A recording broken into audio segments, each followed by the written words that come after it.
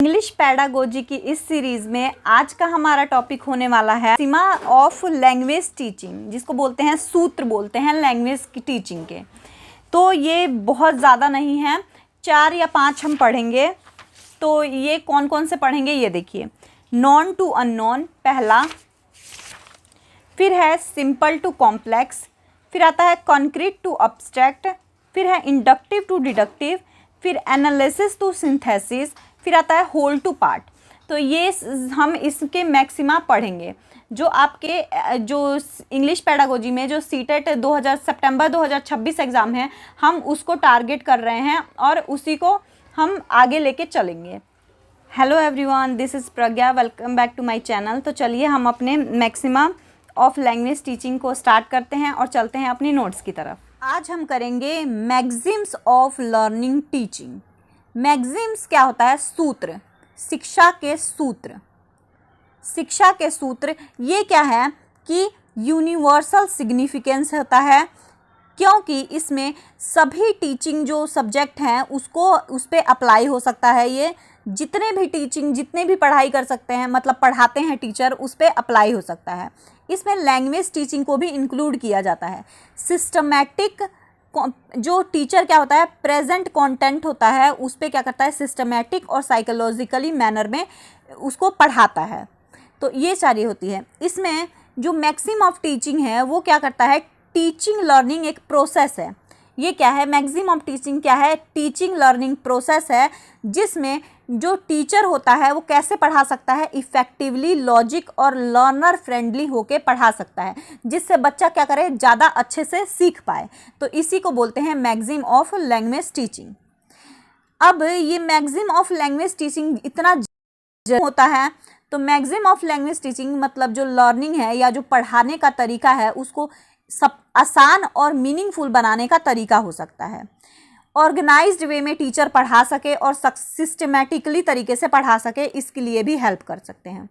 Active participation of learner का भी ज़रूरी है। टीचर क्या कर सके कि बच्चों को भी एक्टिवली पार्टिसिपेट करवाए, उसमें ये भी शामिल होता है। फैसिलिटेट करे, मतलब बच्चे को ये समझना चाहिए कि टीचर क्या करे, फैसिलिटेटर का काम करे वहाँ पे, ना कि पैसिव बैठी रहे। टीचर यहाँ पे क्या करे, लर्नर सेंटर क्लासरूम प्रोवाइड करे या लर्नर सेंटर क्लासरूम प्रोवाइड हो सके, इसलिए भी ज़रूरी होता है मैक्सिम ऑफ लर्निंग। इसी में पहला आ जाता है हमारा नॉन टू अननोन, ज्ञात से अज्ञात की ओर।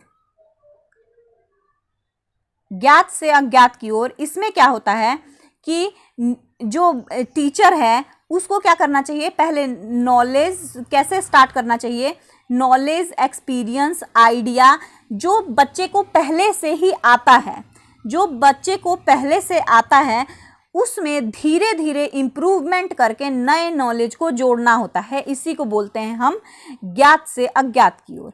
मतलब कि जो बच्चा पहले से ही जानता है, जो प्रीवियस नॉलेज है उसका, उसमें क्या करें, नए नॉलेज को ऐड करके सीखे। तो इसी को हम क्या बोलते हैं, नॉन टू अननोन बोलते हैं। जैसे बच्चे को क्या एप्पल पता है, बच्चे को क्या पता है, एप्पल पता है कि ये फ्रूट होता है, तो उसका स्पेलिंग, उसके प्रोनाउंसिएशन, उसका यूजेस भी बताए, ये अननोन की तरफ जाना हो जाता है। इससे फ़ायदा क्या होता है, तो कॉन्फिडेंस बढ़ता है, इससे लर्निंग क्या बनती है, मीनिंगफुल बनती है। फियर, जो नए कॉन्सेप्ट का डर है, वो भी कम होता है। दूसरा आ जाता है हमारा सिंपल टू कॉम्प्लेक्स, सरल से कठिन की ओर, सरल से जटिल की ओर, या कठिन भी बोल सकते हैं वैसे तो, सरल से जटिल की ओर। सरल से जटिल, जैसे इसमें पहले तो क्या कराएंगे, पहले सिंपल सेंटेंस को पढ़ाएंगे, फिर धीरे धीरे उसके कॉम्प्लेक्स की तरफ जाएंगे। इसमें टीचर को क्या करना चाहिए, पहले सिंपल कॉन्सेप्ट को स्टार्टिंग में पढ़ाना चाहिए, फिर धीरे धीरे क्या करना चाहिए, कॉम्प्लेक्स कॉन्सेप्ट की तरफ जाना चाहिए। क्योंकि जो ह्यूमन का माइंड है वो क्या करता है, इजी थिंग्स को जल्दी एब्जॉर्ब कर लेता है या जल्दी सीख लेता है, फिर उसको डिफ़िकल्ट चीज़ को समझने में उतना मतलब ज़्यादा धीरे धीरे समझ लेता है उसको भी। जैसे कि टीचर कोई इंग्लिश ग्रामर बता रही है तो सिंपल क्या बताए, पहले नाउन बता दे, प्रोनाउन बता दे, उसके बाद कॉम्प्लेक्स की तरफ जाए, क्लोजेस बताए, फिर कंडीशनल सेंटेंस बताए, रिपोर्टेड स्पीच बताए, ऐसे धीरे धीरे कॉम्प्लेक्स की तरफ जाए। इसके फायदे होते हैं कि कॉग्निटिव ओवरलोड नहीं होता है, मतलब दिमाग पे ज़्यादा जोर नहीं पड़ता है, अंडरस्टैंडिंग इम्प्रूव होती है, और जो कॉन्फिडेंस है वो धीरे धीरे क्या होता है, बढ़ता रहता है। तीसरा हमारा है कंक्रीट टू अब्स्ट्रैक्ट। कंक्रीट क्या होते हैं, मूर्त से अमूर्त की तरफ, मूर्त से अमूर्त की तरफ, मूर्त से अमूर्त की तरफ। मतलब टीचर को क्या करना चाहिए कि पहले जो छू के, टच करके, देख के, फील करके या सुन के या एक्सपीरियंस करके, ये सारी चीज़ें करके पढ़ाना चाहिए। उसके बाद क्या बढ़ना चाहिए कि एब्स्ट्रैक्ट की तरफ बढ़ना चाहिए। तो इसमें क्या कि मतलब बच्चे को पहले क्या करना चाहिए, जो टच कर सकता है, जो फील कर सकता है, या फिर जो देख सकता है, या जो एक्सपीरियंस कर चुका है, उससे रिलेटेड पढ़ाया जाना चाहिए। उसके बाद एब्स्ट्रैक्ट की तरफ, जो इमेजिन करके पढ़ सकता है, उसकी तरफ जाना चाहिए। इसमें एग्जाम्पल देखें तो शोइंग अ रियल बॉल, पहले क्या करे टीचर, कॉन्क्रीट कर रही है, पहले एक रियल बॉल जो है वो दे दे बच्चे को, और फिर उस बॉल के बारे में बताए कि ये बॉल है, या इसका यूज़ क्या होता है, इसका ये खेलने में यूज़ होता है, या किसी भी चीज़ में यूज़ होता है, उसके बारे में बताएं। फिर एब्स्ट्रैक्ट में क्या आ जाता है कि ऑनेस्टी के बारे में बता दे, फ्रीडम, डेमोक्रेसी, ब्यूटी, ये सब क्या है, इमेजिन करने वाली चीज़ होती है। इसको हम इमेजिन कर सकते हैं या फील कर सकते हैं। तो इसीलिए क्या करे टीचर, फिर पहले कॉन्क्रीट चीज़ों को पढ़ाए, उसके बाद एब्स्ट्रैक्ट चीज़ों को ही पढ़ाए। जैसे अब लैंग्वेज टीचिंग में पहले क्या करे, टेबल, चेयर, बुक्स के बारे में बता दे टीचर, उसके बाद क्या करे, ट्रुथ, जस्टिस, फ्रेंडशिप बताए, क्योंकि टेबल, चेयर और बुक ये क्या है, इसको छू सकते हैं, इसको फील कर सकते हैं, और फिर एब्स्ट्रैक्ट की तरफ जाए, मतलब सच्चाई, ट्रुथ और फ्रेंडशिप की तरफ जाए, तो ये क्या है, इसको महसूस कर सकते हैं। इसके फ़ायदे क्या हो सकते हैं, तो इसके फ़ायदे हैं कॉम्प्रिहेंशन इम्प्रूव होता है, लर्निंग और ज़्यादा इंटरेस्टिंग बनती है, रिटेंशन एनहेंस होता है। अगला क्या आ जाता है हमारा, एनालिसिस टू सिंथेसिस, विश्लेषण से संश्लेषण की ओर, संश्लेषण की ओर। तो पहले क्या करें, पहले एनालिसिस क्या होता है, छोटे छोटे टुकड़े, पहले क्या करे, जो टीचर है उसको छोटे छोटे टुकड़ों में पढ़ाए, उसके बाद क्या करे, फिर कंबाइन करके होल कॉन्सेप्ट को समझाए। पहले कोई भी जो कॉन्सेप्ट है उसको क्या करे, छोटे छोटे टुकड़े में पढ़ाए, फिर उस कॉन्सेप्ट को पूरा क्या करे, कंप्लीट होल कॉन्सेप्ट करके पढ़ाए। इसी को बोलते हैं एनालिसिस टू सिंथेसिस। एनालिसिस मतलब होता है breaking down information into part, मतलब इंफॉर्मेशन को क्या करे, ब्रेक डाउन करे छोटे छोटे पार्ट्स में। फिर सिंथेसिस आता है कंबाइन कर दे उसी को और उसको फिर से समझाए। जैसे एग्जाम्पल देखें तो एक कोई सेंटेंस है, the boy is playing football, है ना, ये एक सेंटेंस है, the boy is playing football. Analysis मतलब इसको आप टुकड़ों में तोड़ दिया, क्योंकि द क्या है, आर्टिकल है, बॉय क्या है, नाउन है, इज प्लेइंग क्या है, वर्ब है। इसको क्या करिए, टुकड़ों में तोड़ दिया। अब उसके बाद, और फुटबॉल क्या है, ऑब्जेक्ट है।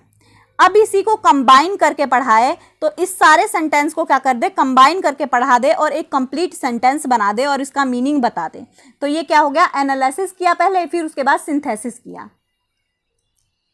इसके फायदे क्या हो सकते हैं, तो इसके फायदे हैं कि क्रिटिकल थिंकिंग इम्प्रूव होती है, इसमें जो लैंग्वेज का स्ट्रक्चर है वो भी समझने में इम्प्रूवमेंट होती है, प्रॉब्लम सॉल्विंग स्किल्स भी एनहेंस होती है। यहाँ पे आ जाता है अगला, inductive to deductive method. Inductive to deductive method में क्या होता है कि पहले इंडक्टिव मेथड क्या होता है, पहले एग्जाम्पल बताएंगे, उसके बाद रूल बताएंगे। फिर डिडक्टिव होता है, रूल बताएंगे फिर एग्जाम्पल बताएंगे, ऐसे होता है। तो टीचर को क्या करना चाहिए कि पहले क्या करना चाहिए, एग्जाम्पल बताना चाहिए, उसके बाद रूल बताना चाहिए, फिर जब बड़ी क्लासेस में जाए तब नए सिचुएशन बता देना चाहिए और फिर उसके एग्जाम्पल बताने चाहिए। जैसे inductive method, example to rule जाता है। इंडक्टिव मेथड क्या बोलते हैं, एग्जाम्पल टू रूल। पहले क्या करे, एक एग्जाम्पल बता दे, जैसे टीचर बता दे Ram play cricket, Shyam plays cricket, Mohan plays cricket. अब इसमें सब में प्ले आया है ना, तो ये क्या है, सिंगुलर सब्जेक्ट है। पहले टीचर ने क्या किया, एग्जाम्पल बता दिया, फिर उसके बाद क्या किया, रूल बताया कि ये क्या है, सिंगुलर सब्जेक्ट है। ठीक, तो यहाँ पे वैसे ही डिडक्टिव में क्या होगा, पहले वो बता देगी क्या कि ये क्या है, मोहन प्लेस क्रिकेट, तो प्ले क्या है, इसमें प्ले क्या है, सिंगुलर सब्जेक्ट है, और फिर एग्जाम्पल देगी वो टीचर। ठीक है। मेरिट में फायदे क्या है, लर्नर सेंटर अप्रोच होता है इसमें, मतलब चाइल्ड सेंटर्ड अप्रोच बोला जाता है इसमें। थिंकिंग और डिस्कवरी क्या होती है, इम्प्रूव होती है। लॉन्ग लास्टिंग लर्निंग रहती है, मतलब जो दिमाग में चीज़ें हैं ज़्यादा टाइम तक बैठी रहती हैं। वैसे ही डिडक्टिव मेथड यहाँ पे भी आ गया रूल से एग्जाम्पल की तरफ। तो यहाँ पे वैसे ही मैंने समझाया कि पहले सिंगुलर वर्ब बता दिया टीचर ने, और फिर उसको क्या किया कि राम प्लेस क्रिकेट, मोहन सिंह ए वेल। तो ये सारी चीज़ें होती हैं। इसमें टाइम बचता है, बड़ी क्लासेस के लिए यूजफुल होता है। अगला ये हमारा आखिरी है होल टू पार्ट वाला। तो इसमें क्या होता है, होल टू पार्ट जाएं। होल टू पार्ट मतलब टीचर को पहले क्या करना चाहिए, पहले पूरा कॉन्सेप्ट, समग्र, इसको बोलते हैं समग्र, समग्र से हिस्से की ओर, समग्र से हिस्से की ओर। तो टीचर को इसमें क्या करना चाहिए, पहले पूरा जो है होल बता देना चाहिए, पहले पूरा जो कॉन्सेप्ट है उसको बता देना चाहिए, फिर धीरे धीरे उसके पार्ट्स को बताना चाहिए। कि पहले टीचर ने होल बता दिया, जैसे teacher reads a complete story, teacher ने पहले ये बता दिया। अब इसके पार्ट की तरफ गई, वोकेबलरी होता है, ग्रामर, सेंटेंस पैटर्न, कैरेक्टर्स, ये सारी चीज़ें आइडेंटिफाई करने को दिया। दूसरे एग्जाम्पल देते हैं, होल सेंटेंस बता दिया, पार्ट जो वर्ड बता दिए, होल वर्ड बता दिया, फिर पार्ट लेटर बता दिए। इसके फायदे क्या होते हैं कि पहले तो एक कंप्लीट पिक्चर बन जाता है जो स्टूडेंट के दिमाग में, फिर वो धीरे धीरे तोड़ के उसको सीख लेता है। अंडरस्टैंडिंग इम्प्रूव होती है, इंटरेस्ट और मोटिवेशन भी क्रिएट होता है इससे। होल पहले पूरा बता दिया, फिर उसके बाद क्या किया, पार्ट धीरे धीरे छोटे छोटे टुकड़ों में करके बताया। पहले तो इसको पूरा बता दिया, फिर इसी को क्या किया, छोटे छोटे टुकड़ों में करके बताया। ठीक, तो आज का हमारा ये टॉपिक कंप्लीट होता है। तो यहाँ पे ये हमारा maximum of teaching language complete होता है। आई होप ये वीडियो आपको इन्फॉर्मेटिव लगा होगा। मिलते हैं नेक्स्ट टॉपिक के साथ नेक्स्ट वीडियो में। Thank you so much.